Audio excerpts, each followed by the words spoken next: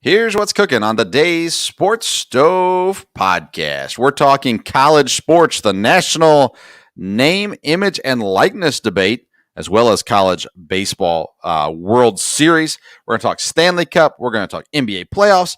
We're going to get into some great NFL conversation. All that and more. That's what's cooking on today's Sports Stove podcast. From Belly Up Sports and the Belly Up Podcast Network, you're listening to the Sports Stove Podcast with your host, Vince Stover. Welcome into another edition of the Sports Stove Podcast. With me again, as usual, is going to be my dad, Dale Stover. Dad, welcome in. Hey, thank you very much. All right, we've got a lot to talk about tonight, and it's going to be helpful if people can hear our conversation. And one of the great ways for them to hear the conversation is through our sponsor, Skull Candy. Dad, why don't you tell the people about Skull Candy? Hey, Skull Candy's got great deals going now, and like I said, it really helps whether you want true wireless freedom or total musical immersion. Great to get these good deals on Skull Candy. Got $20 off on the Indie Evo True Wireless earbuds and get them now for $49.99. So check this out. Again, it's in the Skull Candy link on the YouTube description, the Facebook or Twitter comment sections, or in the podcast notes. And check out these great deals. We appreciate our sponsor, Skull Candy. Yes, and we're also sponsored by Yeti Coolers. July 4th is right around the corner, and summer is in full swing. And Yeti has everything you need to heat up for the holiday weekend. All weekends to follow that as well. The Roadie 24 hard cooler to store drinks and food. The Rambler 12-ounce Colster can insulator to keep your drinks cold. And the Crossroads 22-inch luggage for your travel are just some of the great products that will enhance your summer experience. Click on the link in the YouTube description or the podcast notes and in the comment sections, Facebook and Twitter. Click on those links so that they know that we sent you. Get all that you need for this summer from Yeti Coolers. All right, Dad, I want to start off right into it with the name, image, and likeness in college sports. We have both said we're not sure how in the world they're going to manage this. How it's going to be, looked at from the authorities, how in the world they're going to handle this so it doesn't get out of hand. Already, I know in Lexington, all the Kentucky football players, man, they're out there doing everything they can to get paid for anything. We're going to try to help your business. Yeah. Okay. And, but I continue to think about how in the world is this going to work? Should college payers be paid? I kind of lean towards the idea of no. I think they get a college education. That should mean something. But, it'll be interesting to see exactly where it comes from. What are your thoughts on the name, image, and likeness? Well, I think, like you said, we've talked about it. It's going to be awfully hard to manage. There's going to be schools lining up, attracting people because they've got better opportunities there. So I don't think there's any doubt about that. I think it probably won't work real well, and maybe that was the idea, and it will lead right into getting paid with college athletes. But it'd be very interesting to see how it works. Yeah, it's tricky, right? Because it's not just as simple as pay them for their name, image, and likeness. You've got the boosters. You've got coaches who are already cheating. Now they're going to be cheating just in other ways. So there's going to be a lot to manage when it comes to the name, image, and likeness. And in Kentucky, right now, they're as wide open as anybody is when it comes to this. And they're going to have an opportunity to, I guess, cheat might be the right word for it. I'm not sure. John Calipari is already known for being able to work right on the edge of the rules. So, you're going to add that to an already kind of murky situation in college sports. I'm intrigued to see how it works out. I think that college players, it's going to work for some. It's going to hurt others, I think at least. And ultimately, I think it's going to be bad for college sports. Do you see any outcome where this works out good for college sports? No, because again, college sports is, I think, in trouble as far as getting away from it just being, athletics, having fans wanting your team to win. There's too much money involved, and that's what's kind of driven everything. And, there's people saying, well, hey, schools make a lot of money, so the kids ought to be able to too. But like you said, they get an education. If they're good enough, they're gonna have the opportunity to make money at the next level. College right now, there's a lot of advertisements on TV with college sports going on, that a small percentage are going to play professional sports. Right. How is this image and likeness going to change that? Are some of the minor sports that you don't go professional in now, is that going to be good or is that going to be bad? It depends, especially locally, because some of these places have schools that are bigger on baseball, girls softball, gymnastics, where there could be real opportunities, not necessarily nationally, but locally. And, maybe that will be good. I don't know. But I think from managing it, like you said, from a recruiting standpoint, this looks like a nightmare. Yeah, it's good for the individuals. There's no question about that. I think it's bad as a whole for your major sports. I think it's going to just keep on drawing people away from it a bit. And you made some really good points there for the not the non-big money sports. There is an opportunity now for some recognition, and honestly, maybe for some of these guys that are lesser seen but are talented. Maybe this helps them get seen by scouts or get seen in different areas too, to get an opportunity that maybe they wouldn't have got otherwise. But for me, it's just an incredibly scary situation. I don't see how it's going to be good for the sports world. And it's going to cause, I think, all kinds of headaches for recruiting issues and violations and wins being taken away 5 years later and things like that. That's just going to be just a mess long term overall from there. Going on right now in college sports is the NCAA College World Series being played between Vanderbilt and Mississippi State. I want to start with the COVID cancellation of NC State's season, where they came out and said, due to COVID violations or protocols, they were removing NC State from the tournament. Vanderbilt advanced without having to play. And, you look at this for NC State, they were making an incredible run. They defeated the number 1 overall team in Arkansas.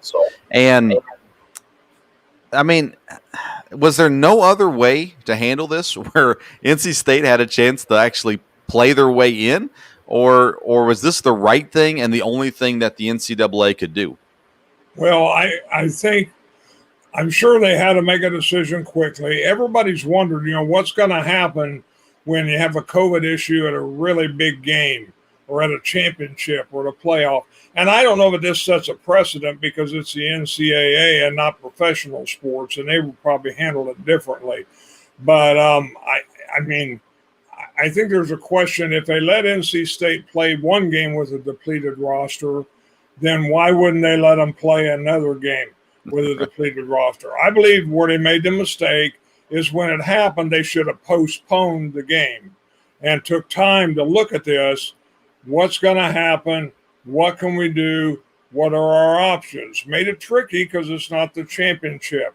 So if they're going to reschedule and do something crazy, which would be hard to do because it's in Omaha and everything, and then NC State loses the game, it's like, well, why did we go through all of this? I guess an interesting question, which we'll never know, would be NC State, they had bases loaded a couple times with the depleted roster. If they would have won the game, then what would they have done with the championship? Would they have just not been a championship? Mississippi State, what would have they done then? And that's where I think they needed more time to think this whole thing through. And I don't know why they could play one game with a depleted lineup and they couldn't in the other, because they had already talked about getting players who weren't on the trip tested. They could have maybe even had more players there. I don't know that they've reported that any of the players that played the one game couldn't have played in the second game. Of course, they're going to be careful to say that, because if any of that comes up, then, okay, did they go over the video? Did any Vanderbilt player touch any of these guys? What about the umpires? Are the same umpires calling these games? I don't know if they are or not, but if they are, that, like I said, I mean, I know it happened quickly, but they should have took a step back and looked at all the angles of it there. It's unfortunate for NC State, but again, there's protocols, so I don't think they were going to be able to be at full strength. I don't think you could wait till after the protocols are over,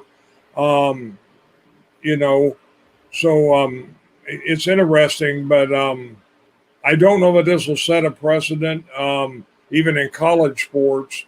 That's why I think I'm surprised the NCAA didn't step in and just say, okay, let's think about this a little bit and control it a little more than, because even the city of Omaha had a say in this. Right. And again, you've already had fans. You've already had people there. They didn't, as far as I know, they didn't keep anybody, from watching the other games. It's going to be hard to get that information, because I think there's going to be a lot of inconsistencies when you look at it. Yeah, the NCAA continues to just kind of fumble different areas. Unless the universities just kind of take over and run it for them, it's usually a mess the way that it ends up. And in this case, I think they said 2 more players tested positive after the first game. And so there was more positive tests. There was a lot of confusion about the players who had been vaccinated and hadn't been vaccinated and different things like that. But, again, you're at this point now where you've got to be so sure that you can't play anymore. And, you say, well, they had to make a quick decision, but at the same time, what else is going on? And there's time. And then you got people who have traveled and people who've got hotel rooms and stuff like that. But most of that's family, and they're going to stay as long as they can. They would rather everything work out. And you're right. The NCAA talked with the people in Omaha, the health people in Omaha or in Nebraska. And, they had their own people. There were others that offered to come in and help with investigating and getting everything figured out. They turned down that help and made that decision. And, if NC State was up 1-0, would they have canceled it the way they did? Did they kind of look at it and go, chances of NC State winning isn't that good anyhow, so as much as it stinks, this is going to be the way it's going to turn out anyhow, so let's just go ahead and move on with it? I don't know. And Vanderbilt's pretty happy about it, because not only are they in the World Series, their best 2 pitchers are now rested because they did not have to play that NC State game.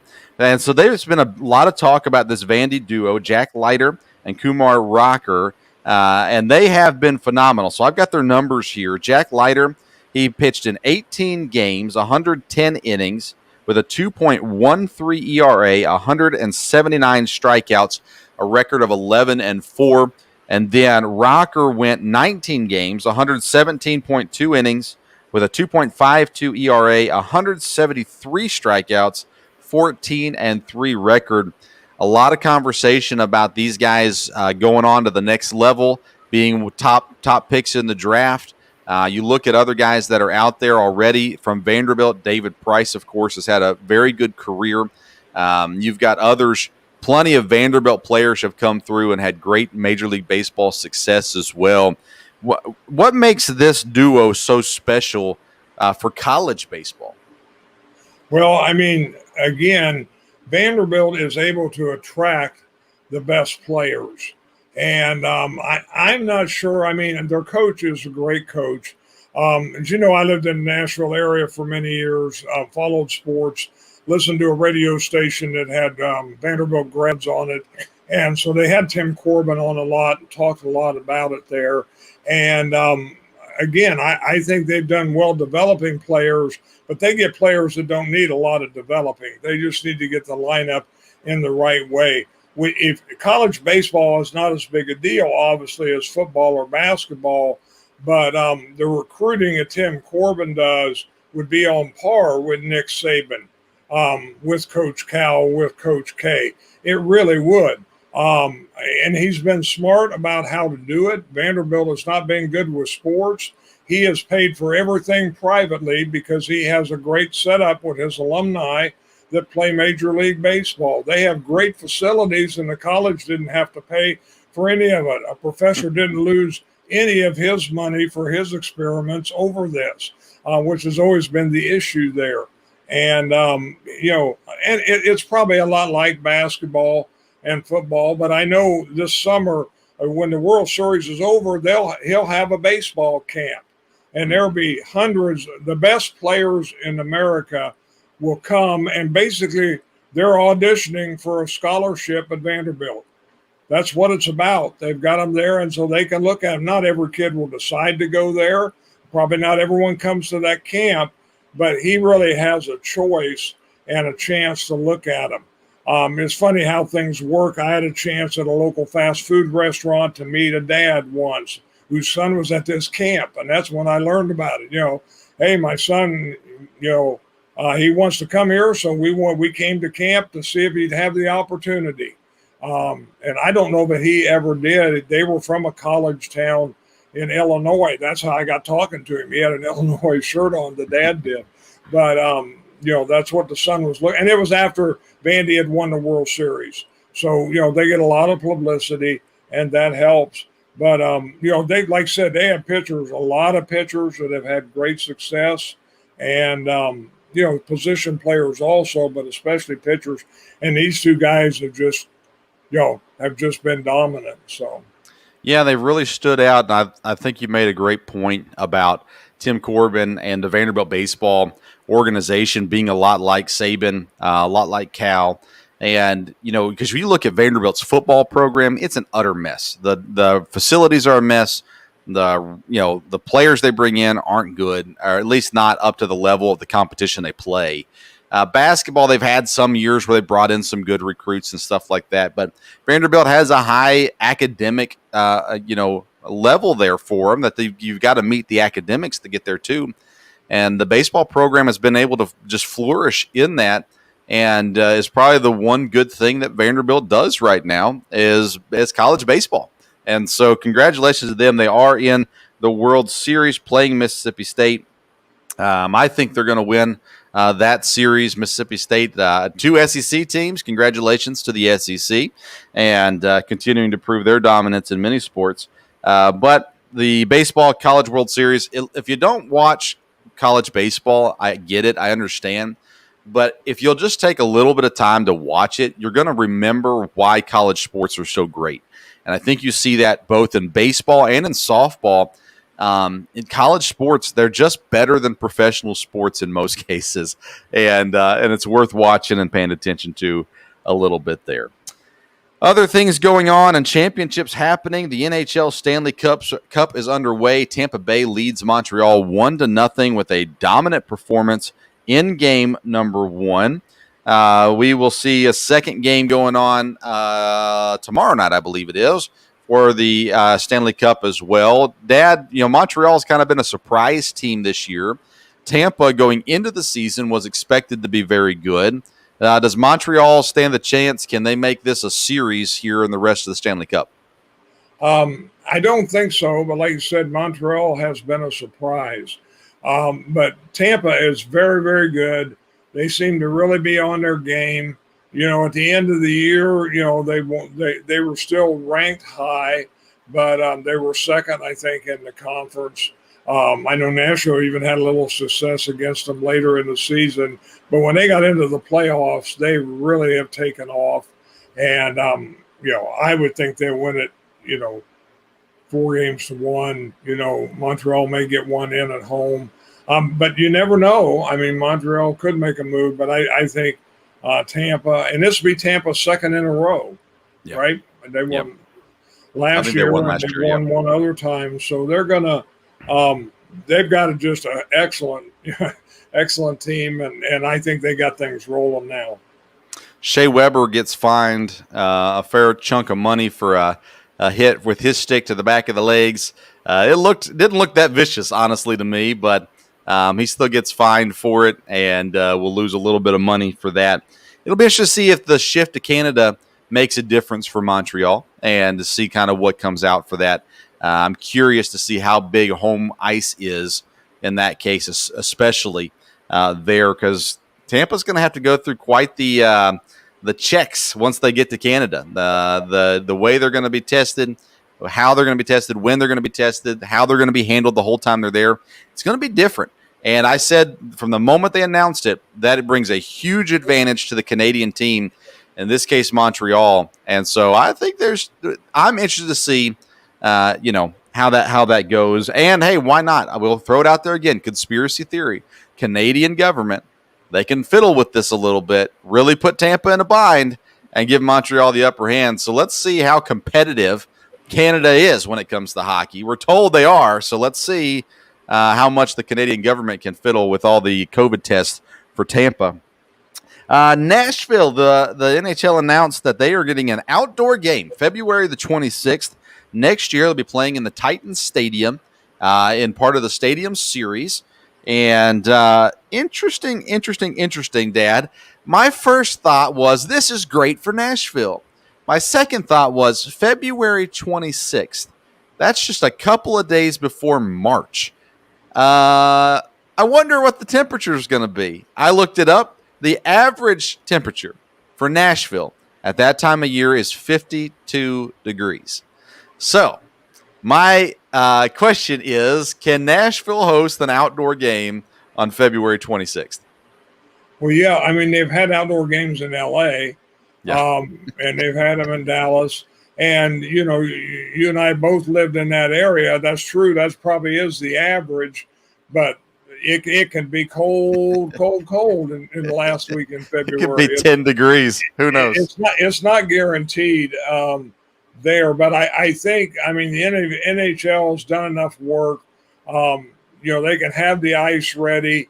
And I think, again, Nashville, now that things are getting back to normal with the COVID, before that, Nashville's a place where everybody wanted to be.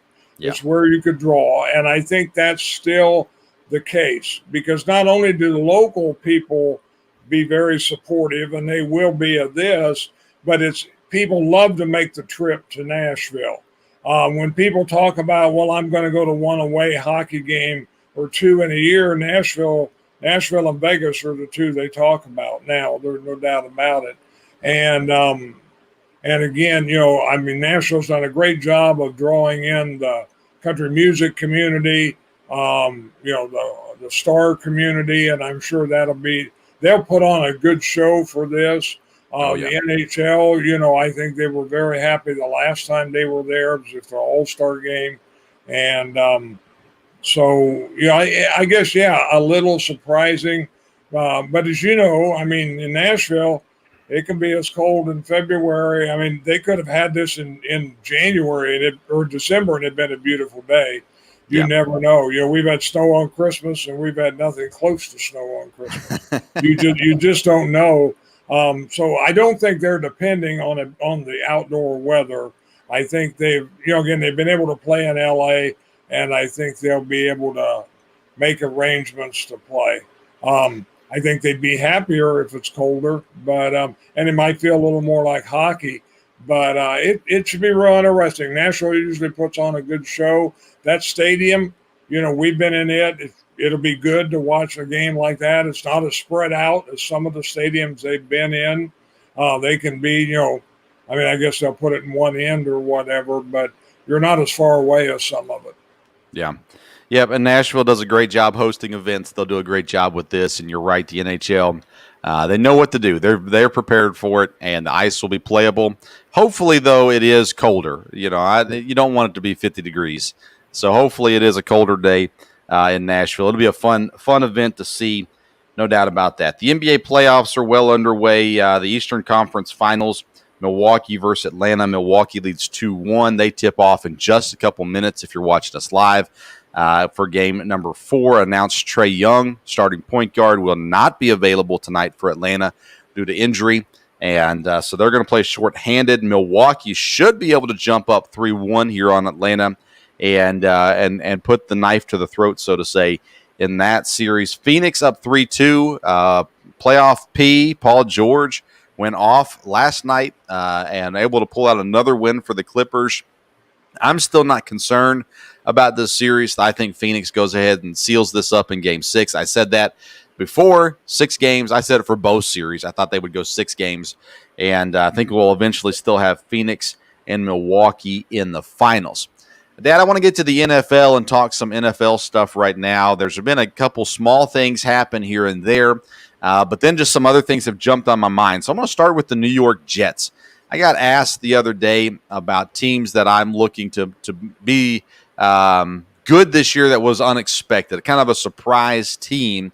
And the first team that popped in my mind was the New York Jets. And I look at what they've done here in the offseason. Of course, they drafted Zach Wilson at quarterback, which is is he going to be any good? We don't know. We will see. Then they brought in offensive line. They've really shored it up. So they drafted Mekhi Becton last year. This year, they draft Elijah Vera Tucker. They just signed Morgan Moses from Washington. And then they've got Connor McGovern and Greg Van Roten there on the offensive line as well. And it seems to me in the NFL, if you have a solid offensive line, you can have a successful season. And I'm curious, kind of just what the Jets are going to be this year, because you got a division with Buffalo, who should be really good. New England, who should be better than last year. That's going to still play a little bit to the offensive or to the quarterback situation.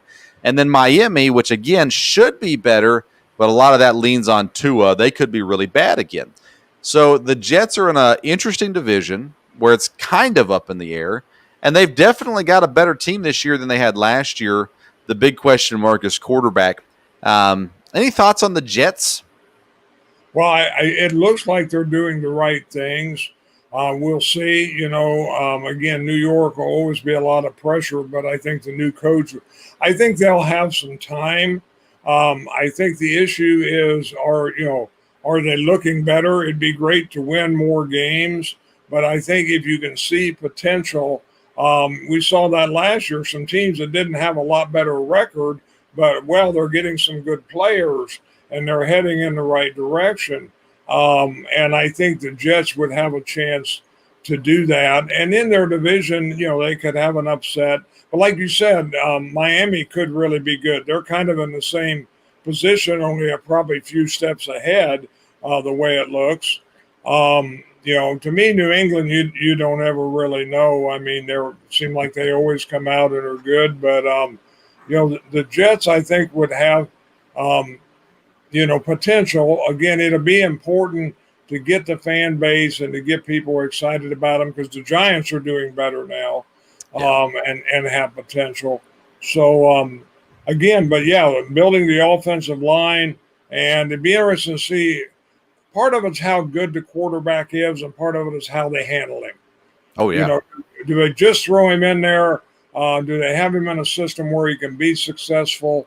That'll be a real key. System. You bring it up. Mike LaFleur, he's going to be running the Shanahan system. And we've seen it. We talked about it with Rodgers. We talked about it with Jordan Love. That system works. It's helpful. It's good for quarterbacks. It'll be interesting to see kind of, you're right. What are they going to do at quarterback? Are they going to, it's Zach Wilson's team. They don't have anybody behind him that's going to push him. It is his team. He's got to start from day one. They got James Morgan and Mike White. Dad, do you know who James Morgan and Mike White are? No.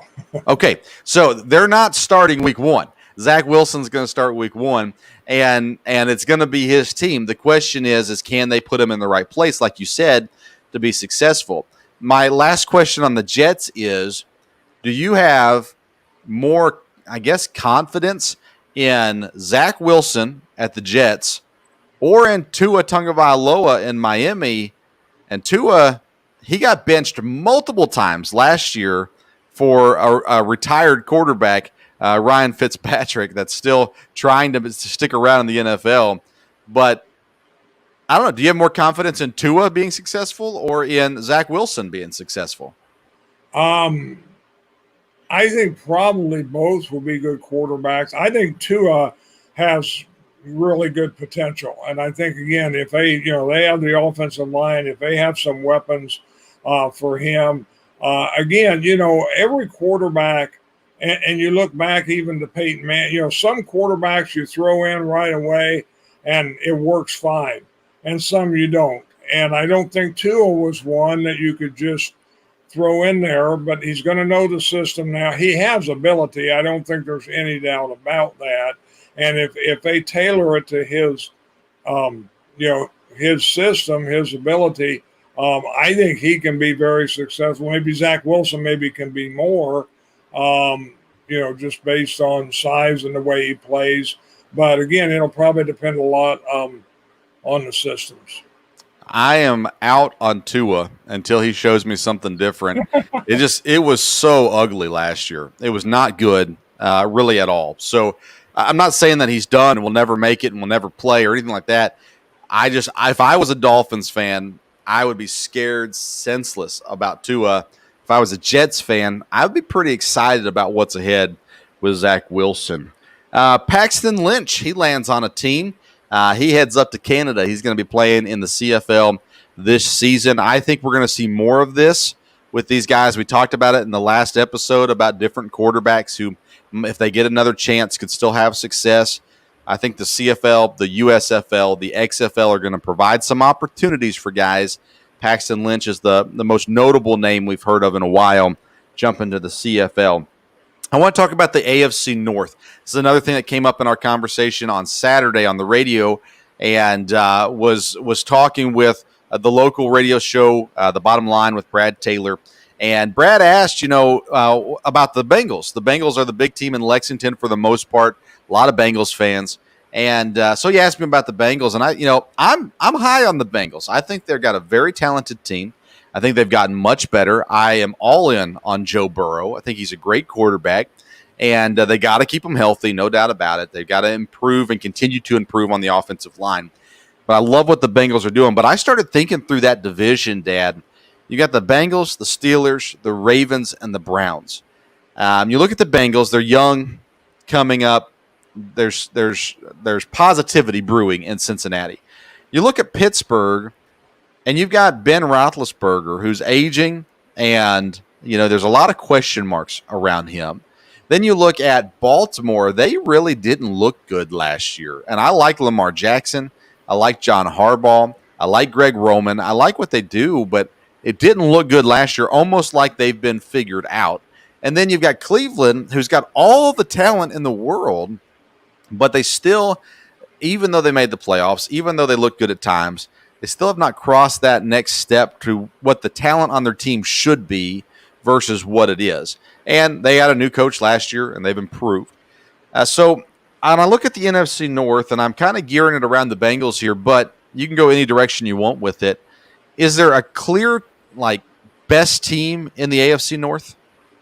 No, I mean, looking at it right now, no, because like you pointed it out, you probably have to say Cleveland is going to be the best team, but are they going to be able to really produce?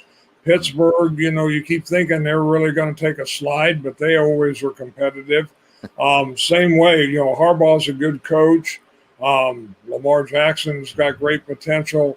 I don't think they're going to just go away. And the Bengals, being up here, of course, a lot of Browns fans, but a lot of Bengals fans. I've been kind of surprised. They haven't had a lot to cheer about lately, but they're really excited about this. So I think the Bengals have tools. The Bengals could be better. As I was thinking about it today, I think it's like probably on any division, but it'll have to do with division games. If this division, if everybody goes 3-3 and Cincinnati stays in the hunt, I think anything could happen. If a team can dominate and go 5-1 in the division, then they're going to have a real upper hand. If Cincinnati could win the majority of the games in the division, and then I didn't look at the schedules. I do know that they play the NFC North. Is who they play this year in the NFC. Mm-hmm. And so we'll see. I think Green Bay will be very tough for any of them. But, what's going to happen after that? Minnesota, you don't know. Chicago, you don't really know. Detroit, You want to play them later in the year because your kneecaps are going to get bitten and you don't want to be hobbling through the season. So, it probably depends when you get them. And then, of course, they'll all play different teams. Cincinnati will play lower teams, obviously, because that's where they finished. But I think they have a chance to do really well. There's going to be a lot of excitement. Their fan base creates a lot of excitement. A good atmosphere in the jungle, as they call it. But Cleveland has the same thing with the dog pound and everybody there. And I think that the key is going to be on both those coaches. A different look, but Cleveland, their coach has got the talent. Can he make it work where they can be as dominant as they need to be? Cincinnati,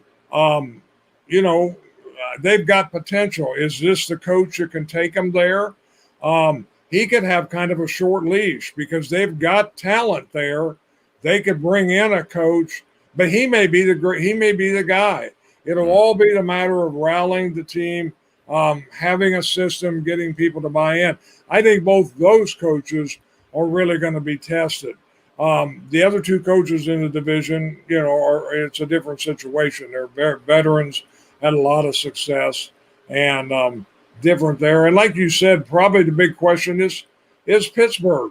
Are they really going to fall off, or are they going to be tough to handle week after week? Is Roethlisberger going to have a final hoorah, be really good? Juju stayed. That probably is a help from there. They've got a running game. It's like they always have a good defense. And the same way with Baltimore, the question has kind of come up, and you brought it up, I think, Lamar Jackson, well, can he win in the playoffs? Can he win the big one? But he's been very good during the year. And so if he continues to be well, I'm always worried about a quarterback that runs and gets hit as much as he does as far as durability. But I think he can lead the team in a lot of ways. So this should be a very interesting division to watch. Yeah, Lamar's done a good job of not getting hit too hard, but he is gonna get hit because he does run. Right now, the way I see it, I think it goes Cleveland, Baltimore, Cincinnati, Pittsburgh. I just cannot see Pittsburgh being good enough. They drafted a running back. Does that help them enough? I don't know. Is their offensive line good enough? They've made changes there. They cut DeCastro because he's injured.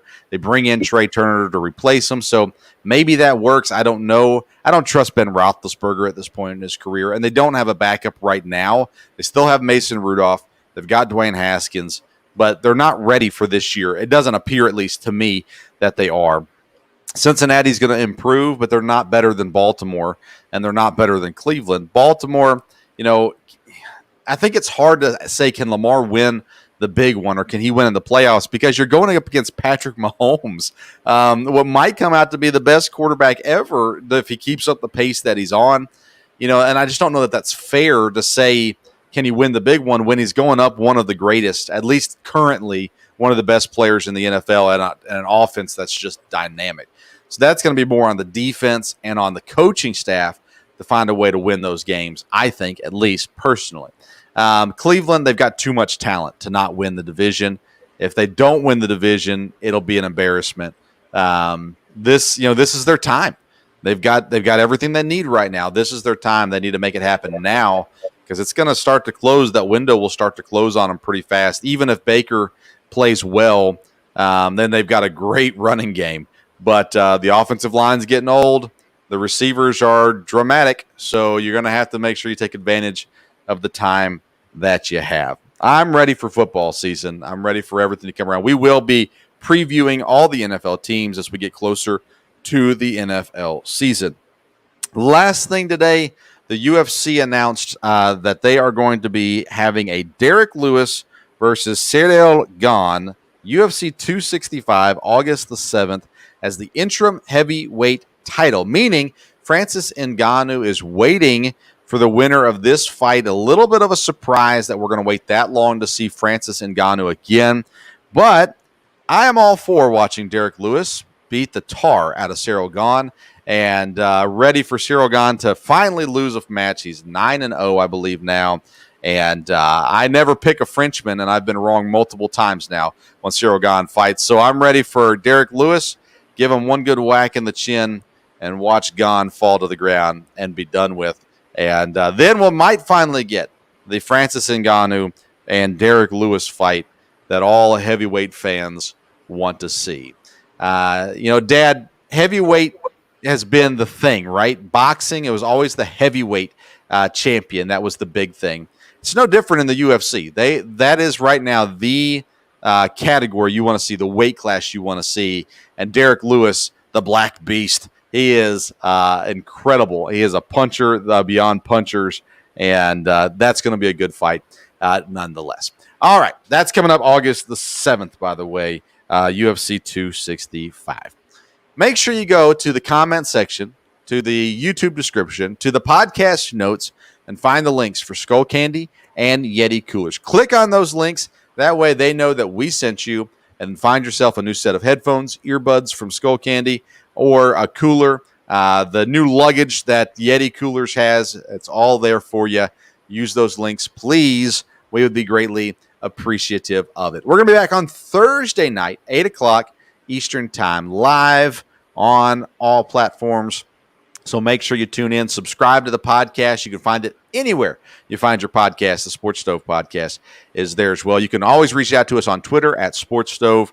On Instagram, we're there as well. Wherever you're listening or watching, you can always reach out to us as well. And we're excited. We're working on some guests. We don't have any big announcements to make just yet. Working on some guests that hopefully we'll have for you very soon as well. Dad, thank you for joining us. Listeners, thank you for tuning in tonight.